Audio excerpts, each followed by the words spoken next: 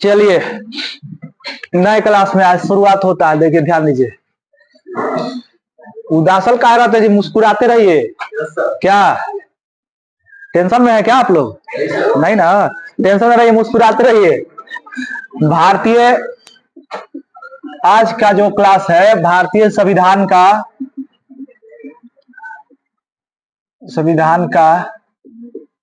ऐतिहासिक पृष्ठभूमि।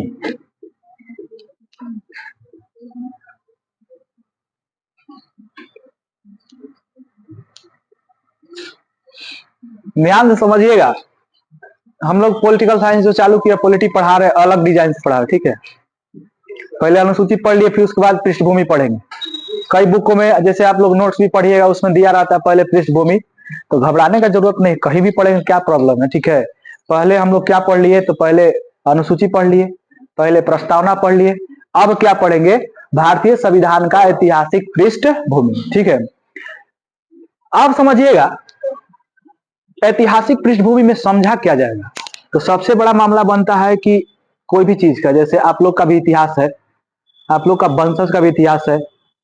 जैसे मानवों के बारे में आप पढ़े होंगे, क्या पढ़े होंगे कि मानवों का इतिहास आदि मानव से शुरू हुआ है ना जी।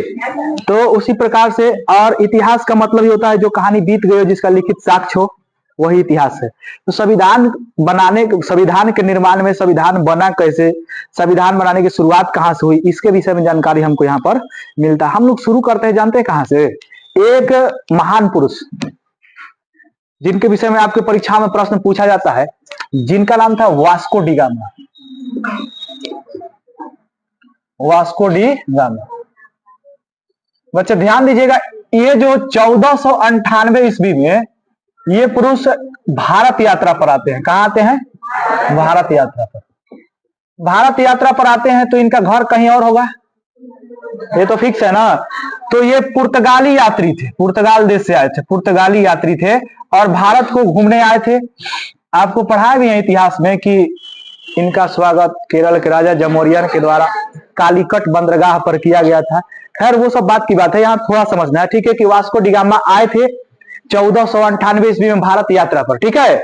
अब ध्यान दीजिएगा बच्चे, ये जब भारत आए ना, तो भारत से इन्होंने काली मिर्च लेके, पुर्तगाल में काली मिर्च, जिसको हम लोग गोल मिर्च कहते हैं, ठीक है। भारत से ये काली मिर्च कहां लेके गए? तो पुर्तगाल गए, जिसे हम लोग क्या कहते हैं जी? गोल मिर्च कहते हैं। अरे घर, आप लोग के घर है गोल, भोजपुरी में देखिए तो उसको अलग नाम दिया जाता है, मरीच। मरीच से नहीं चलेगा तो गोल की। अरे गोल की क्या होता है? गोल मिर्च कहो, काली मिर्च कहो, ठीक है। वास्को डी गामा साहब जो थे, काली मिर्च उठा के भारत से कहां ले गए? पुर्तगाल ले गए, ठीक है। अब पुर्तगाल के बाजार में इन्होंने जब बेचा ना, इनको बहुत ज्यादा मुनाफा हुआ। तो आप ही बताइए, जब आए यहां से लेके गए और इनको काली मिर्च को सेल करने से बहुत अधिक मात्रा में मुनाफा हुआ, तो फायदा वाला काम कोई करना छोड़ेगा? आपको फायदा तभी ना पढ़ते हैं जी। तो फायदा वाला सभी काम, हमको भी फायदा है तभी आपको पढ़ा रहे हैं। तो फायदा वाला काम कोई छोड़ता नहीं है। अब ध्यान दीजिएगा बच्चे, तो वास्को डी गामा जो थे, फिर आए, फिर ले गए, फिर बेचे। इस प्रकार से भारत और पुर्तगाल के बीच व्यापारिक संबंध बन गया, व्यापार होने लगा। मरीच के साथ साथ, मतलब गोल मिर्च के साथ साथ और भी मसाले यहां से ले जाया जाने लगा। इस क्रम में पुर्तगाल को बहुत अधिक मात्रा में मुनाफा हुआ। पुर्तगाल देश यूरोप महाद्वीप के अंतर्गत आता है। उसी महाद्वीप के अंतर्गत एक देश ब्रिटेन है। ब्रिटेन का उस समय जब 1498 में वास्को डी गामा भारत आए थे, उस समय से विश्व के अन्य भागों पर शासन भी चला करता था। तो ब्रिटेन को यह खबर मिलता है कि यह एक भारत देश है, वहां से मसाला बड़ी सस्ते दाम पर आ रहा है और ये लोग बेच के बहुत फायदा कमा रहा है। उसको टेंशन हो गया। उसी टेंशन में ब्रिटिश संसद के द्वारा 31 दिसंबर 1600 ईस्वी को एक कंपनी की स्थापना की जाती है, जिसे हम लोग BEIC अर्थात British east India company, India company के नाम से जानते हैं। समझिएगा बात को। पहले वास्को डी गामा जी आते हैं, व्यापार पर फैलाते हैं, पुर्तगाल से व्यापार होता है। उसके बाद ब्रिटेन को यह बात मालूम चलता है कि भारत में व्यापार करना आसान है, वहां से सस्ते दाम पर हमको माल मिलेगा और मुनाफा भी होगा। बच्चे ध्यान दीजिएगा, इसी के माने भारत में व्यापार करने के लिए ब्रिटिश संसद के द्वारा 31 दिसंबर 1600 ईस्वी को BEIC अर्थात ब्रिटिश ईस्ट इंडिया कंपनी का स्थापना हुआ। ठीक है, जब इस कंपनी का स्थापना होता है, स्थापना के समय जब इस कंपनी का स्थापना होता है, उस वक्त भारत पर मुगलों का शासन चलता था। मुगलों का शासन चलता था। मूल तौर पर आप देखिएगा ना, तो मुगलों का शासन कहा जाता है 1526 से 1707। 1707 के आगे में भी है, उसको उत्तर मुगल काल कहा जाता है। बच्चे ध्यान से समझिएगा, जब ब्रिटिश ईस्ट इंडिया कंपनी की स्थापना होती है, मुगलों का शासन था, परंतु मुगल का शासक कौन था? तो ध्यान देंगे बच्चे, मुगल का शासक कौन था? अकबर। अकबर। मुगल शासक कौन गद्दी पर बैठा था? अकबर। लेकिन अकबर का शासन 1605 ईस्वी में समाप्त हो गया और मुगल बादशाह की गद्दी पर जहांगीर का शासन आ गया। जहांगीर का कालक्रम देखिएगा तो 1605 से 1627 ईस्वी तक रहता है। समझिएगा बात को। जब स्थापना होता है तो अकबर, लेकिन जब यह कंपनी भारत में व्यापार प्रारंभ करती है, उस वक्त जहांगीर, आप पढ़ेंगे भी, आधुनिक काल के इतिहास में हम आपको पढ़ाए थे कि जहांगीर के दरबार में 1608 ईस्वी में कैप्टन हॉकिंस नामक अंग्रेज आया था और वो आने वाला था अकबर के दरबार में, लेकिन आया था किसके दरबार में? जहांगीर के दरबार में। ठीक है, तो आपको कई बार कई परीक्षाओं में आपको मिला भी होगा कि भारत आने वाला प्रथम अंग्रेज कौन था? तो कैप्टन हॉकिंस था। ठीक है, ध्यान दीजिएगा, वो बात की बात ही उस साइड करते हैं उसको। आप यहां तक क्लियर रहिए कि जब स्थापना हुआ तो अकबर, अब व्यापार के संबंध में कौन था? जहांगीर। जब ब्रिटिश ईस्ट इंडिया कंपनी की स्थापना होती है, उस वक्त ब्रिटेन की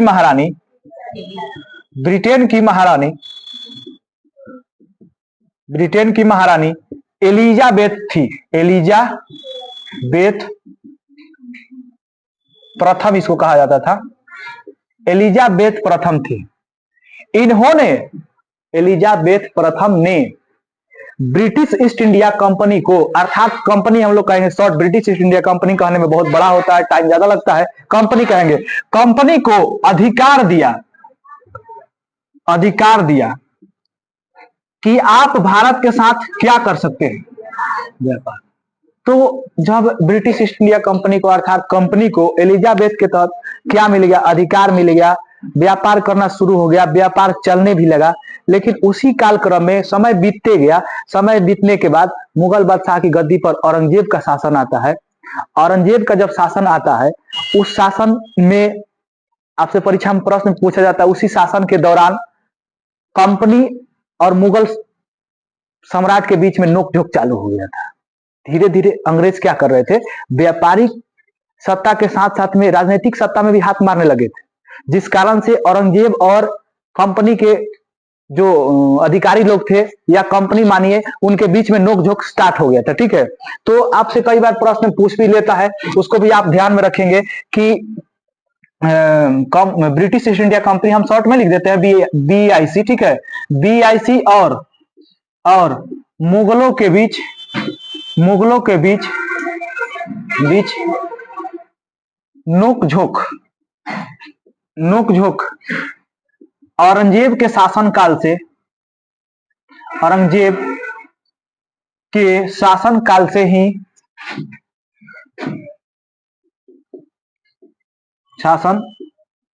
से ही प्रारंभ हो गई थी। लेकिन इत्तेफाक देखिए क्या होता है, औरंगजेब भी 1707 ईस्वी में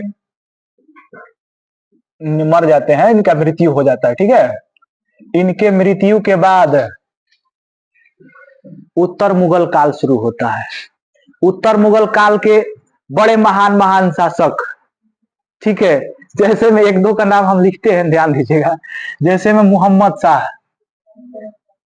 मोहम्मद शाह, ये जो है ना बाबू, ये इनको रंगीला बादशाह कहा जाता है।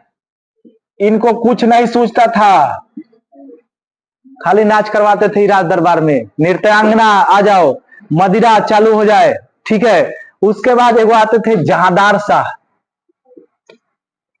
जहांदार शाह, इनको कहा जाता था लंपट मूर्ख। हाँ, एक आते थे फरुखसियर, इनको कहा जाता था घृणित कायर। माने इस तरह से उत्तर मुगल काल के जो शासक हुए ना, अयोग्य थे, वो सही नहीं थे। माने देखिए, मुगल काल में अकबर महान, जहांगीर भी अपने शासन में अच्छा प्रबंध करके दिखाया। उसके बाद आप लोग शाहजहां के नाम सुने होंगे, उसके बाद सुने औरंगजेब का। इन व्यक्तित्व के आधार पर इनका मुकाबला जो था ना, इनको अयोग्य माना गया, ये लोग सही नहीं थे। ये देखिए तो नाम के साथ क्या लगा हुआ था, रंगीला बादशाह। रंगीला बादशाह अर्थात ये रंग बनाते थे हर टाइम, इनका काम ही था क्या कराना, नाच करवाना। अभी भी देखिएगा बहुत लोग रंगीला बादशाह है, उनको पढ़ने लिखने से मतलब नहीं है, वो जहां रहेगा रंग में रहेगा, एकदम ईयरफोन लगा गाना सुनते रहेगा हर वक्त। उसके बाद जहांदार शाह लंपट मूर्ख, उसके बाद फर्रुखसियर, ऐसे ऐसे 3-4 और भी शासक है, हम सबका जिक्र नहीं कर रहे यहाँ पर। इन शासकों को क्या माना गया था, अयोग्य माना गया था, अयोग्य माना गया था। अब क्या हुआ ना कि 1707 में औरंगजेब के तो नोकझोंक चालू हो गया था कंपनी से, और उसके बाद भारत में मुगल की सत्ता जो चल रही थी, उस सत्ता पर ये सब ऐसे ऐसे महान पुरुष शासन करने के लिए बैठे हुए थे। तो अब तो कंपनी को और आसान हो गया था राजनीतिक क्षेत्रों में हाथ लगाने का। तो 1707 से तो चालू हो गया था नोकझोंक करना, राजनीतिक सत्ता में हाथ लगाना। और जब अयोग्य शासक आ गए तो उनके बाद और कंपनी को आसान काम हो गया कि अब चलो ना, अब तो मजा से एकदम का कर लेते हैं, अब तो सत्ता लगा लेते हैं, ठीक है। लेकिन ध्यान दीजिएगा, मूल तौर पर आप जब देखिएगा, मूल तौर पर आप जब देखिएगा, मूल तौर पर आप जब देखिएगा तो कंपनी का वास्तविक हस्तक्षेप पलासी की लड़ाई से माना जाता है। ध्यान दीजिए, कंपनी से नोकझोंक औरंगजेब के शासनकाल में चालू हुआ, उसके बाद मुगल की गद्दी पर अयोग्य शासक बैठते हैं। इन शासकों के अयोग्यता के कारण अंग्रेजों का काम और आसान हो जाता है। व्यापारिक संबंध तो था ही, उसके बाद राजनीतिक संबंध भी बन गया, राजनीतिक सत्ता में भी हाथ लगाने लगे, हस्तक्षेप करने लगे। उसी के आधार पर यह बताया जाता है कि मूल रूप से, मतलब मूलतः देखा जाए तो कंपनी का भारत में राजनीतिक सत्ता का हस्तक्षेप कब से माना जाता है, तो 1757 में एक युद्ध होता है, पलासी का युद्ध। 1757 में एक युद्ध होता है, जिस युद्ध का नाम है पलासी का युद्ध। ध्यान दीजिएगा बच्चे, पलासी का युद्ध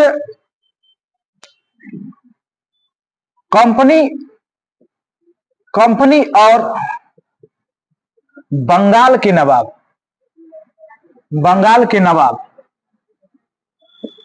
सिराजुद्दौला के मध्य होता है। ध्यान दीजिएगा, कंपनी और सिराजुद्दौला के मध्य होता है, जिसमें कंपनी को विजय प्राप्ति होती है, सिराजुद्दौला हार जाते हैं।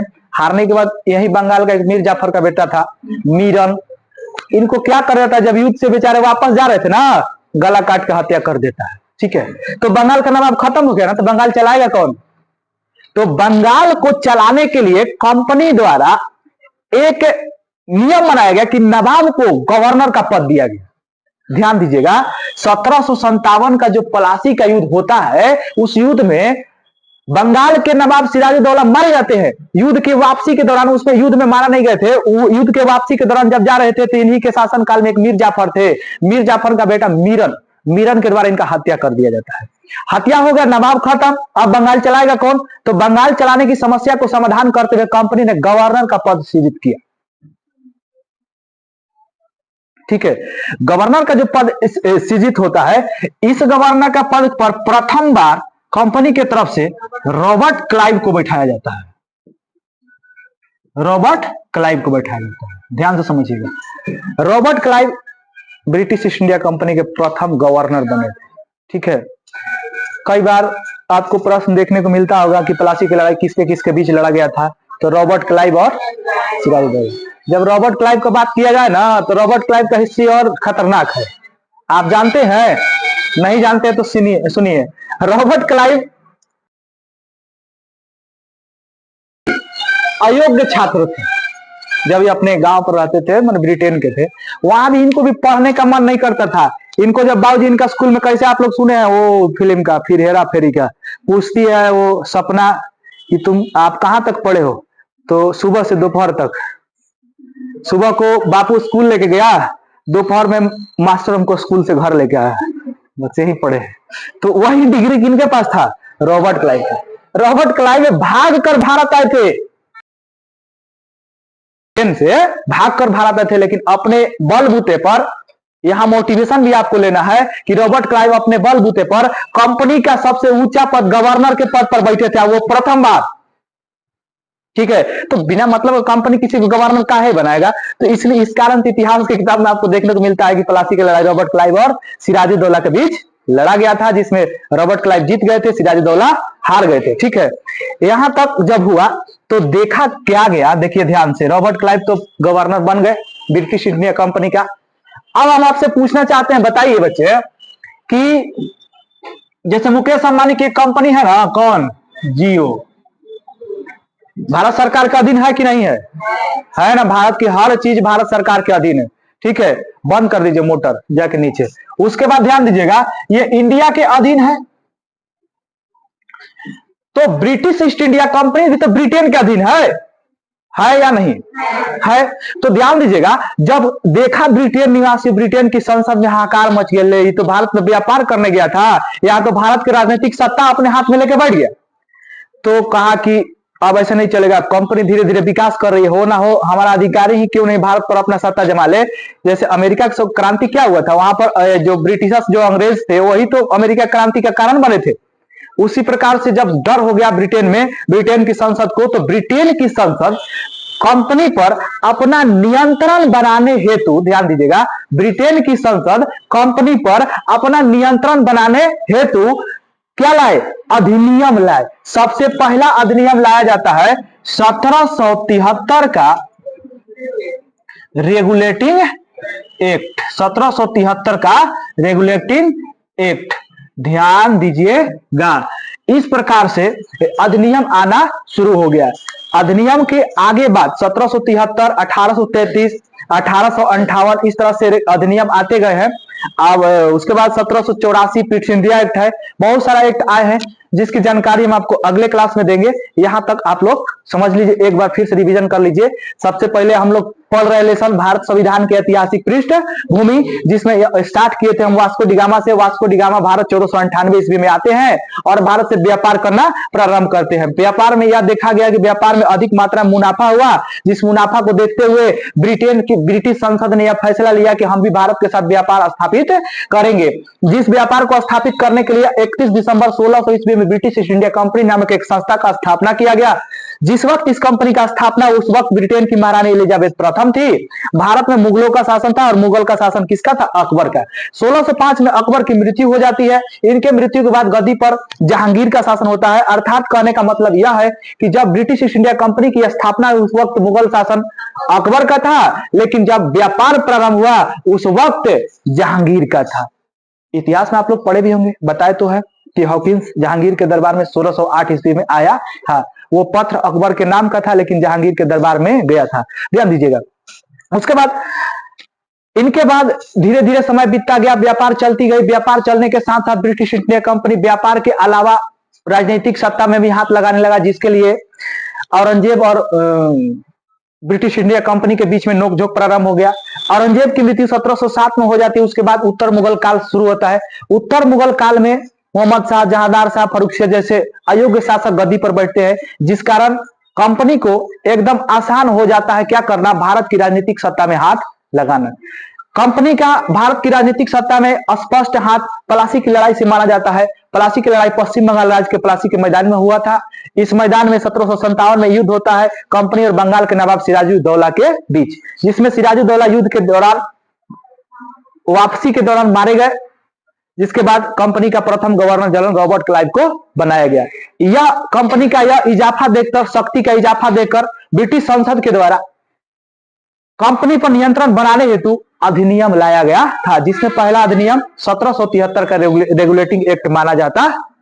किसी को कोई समस्या है? नहीं, रोको, चलिए इतना चीज आप लोग लिख लीजिए, ठीक है।